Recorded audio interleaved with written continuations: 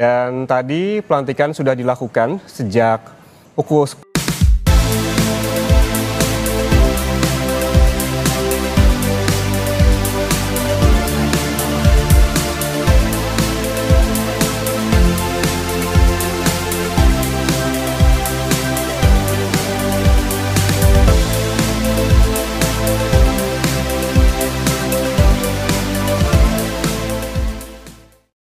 10 pagi tadi, dan saat ini sudah bersiap untuk berfoto bersama. Sejumlah nama menteri yang dilantik saat ini sesuai dengan yang diumumkan oleh Prabowo Subianto sebelumnya. Ada beberapa nama yang memang mencuri perhatian. Terdapat 53 tokoh yang memang datang untuk dilantik menjadi menteri dan juga ada wakil menteri. Dan yang menarik perhatian tadi juga ada Luhut Binsar Panjaitan yang turut datang ke Istana Negara Jakarta. Kita lihat saat ini Prabowo Subianto, Presiden Republik Indonesia, dan juga Wakil Presiden Republik Indonesia Gibran Rakabuming Raka tengah bersiap bersama jajaran Menteri Kabinet Merah Putih untuk berfoto bersama. Hitung kembali dalam hitungan 3, 2, 1. Sekali lagi mohon izin 3, 2, 1. Terima kasih, mohon izin selanjutnya sesi kedua beserta dengan para pendamping.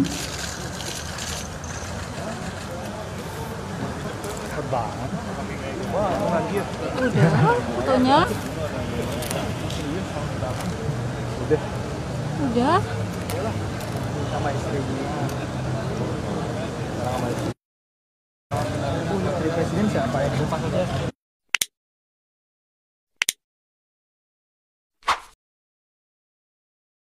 Jajarannya di Kabinet Merah Putih, kita melihat sesuai dengan yang diangkat oleh harian Kompas hari ini bahwa Presiden Prabowo Subianto sebelumnya memang sebelum melantik telah mengumumkan nama 48 menteri dan 56 wakil menteri serta 5 kepala lembaga negara, dan semua anggota Kabinet Merah Putih ini dilantik pada hari ini.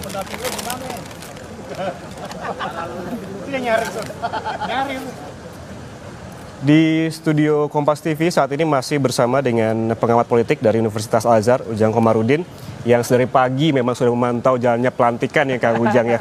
Tadi prosesi pelantikan sudah lewat, sekarang ada foto bersama, ada nama juga yang tadi sempat disebutkan, dibahas dengan lebih dalam begitu terkait dengan Luhut Binsar Panjaitan yang tiba-tiba datang tadi bertanya-tanya ketika masuk, memang belum memberikan statement apapun, tapi sudah dijelaskan akan menjabat sebagai apa.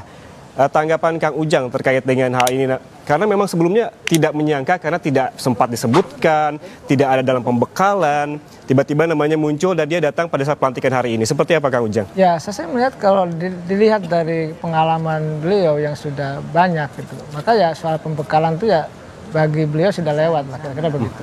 Artinya sudah mumpuni dalam konteks menyelesaikan persoalan ekonomi, kan dapat posisi Ketua Dewan Ekonomi Nasional. Jadi ketika pandemi pun sudah bisa menyelesaikan ekonomi pasca pandemi dan pasca pandemi. Nah, saya melihat kelihatannya ini jabatan yang bukan hanya sebagai amanah bagi Pak Luhut, tapi jabatan kehormatan juga dari Pak Prabowo kepada Pak Luhut, yang dianggap mungkin berjasa ya bisa menstabilkan ekonomi, yang tentu ini dibutuhkan pikirannya, gitu ya, dibutuhkan kerja kerasnya juga untuk menjaga stabilitas ekonomi ke depan gitu. Apa juga ini menjadi sebuah statement yang mempertegas keberlanjutan dari pemerintah Jokowi ke Prabowo dengan hadirnya Luhut Binsar Panjaitan ini? Ya, kelihatan bahwa Pak Prabowo konsisten dengan konsep keberlanjutan itu.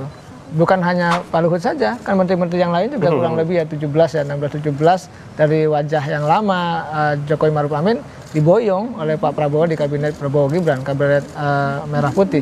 Oleh karena itu saya melihat ya konsistensi ini kan harus betul dijaga, karena ini kan bagian daripada slogan, dikampanyekan lalu dijalankan dan harus dieksekusi. Kalau saya sih melihatnya sesuatu yang baik saja ketika Pak Prabowo ingin melanjutkan sesuatu yang baik dari pemerintahan Jokowi. Tetapi juga jangan lupa tentu harus mengevaluasi gitu ya sesuatu yang kurang, yang minus dari pemerintahan Pak Jokowi. Nah, setiap pemerintahan tentu ada dinamikanya, ada plus minusnya. Nah, oleh karena itu Pak Prabowo harus mempertegas mana sisi-sisi bolong, masa sisi kurang, sisi minus dari Pak Jokowi yang harus betul-betul diperbaiki ke depan begitu.